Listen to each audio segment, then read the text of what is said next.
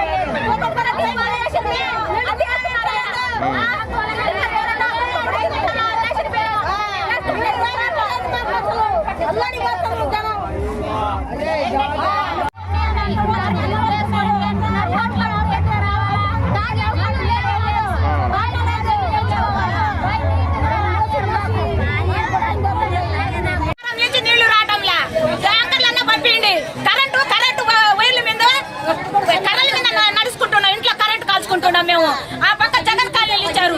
Jagan colony పక్క మా ఇల్లులు, ఈ పక్క ఊరంతా చేసుకుంటున్నారు. సిమెంట్ రోడ్లని, మసీదు పళ్ళని, గోరెలు మెట్టాలి అన్ని చేసుకుంటున్నారు. మా ఈదికి ఒక్క చేసిన వాడు లేడు.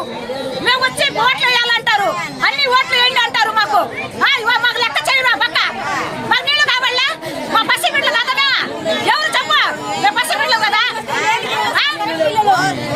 కరెంట్ బిల్లులు 2300 కరెంట్ బిల్లు వచ్చింది. సాధ్యం మా ఓటర్లు నీళ్లు పెట్టుకుంటున్నాం, వస్తుంది. కరెంట్ బిల్లు కాల్చిన గవర్నమెంట్ కట్టాల కాదంటాంలా, మేము కరెంట్ బిల్లు కట్టాల కాదంటాంలా. నీళ్లు లేవు, ఓట్లు వేస్తే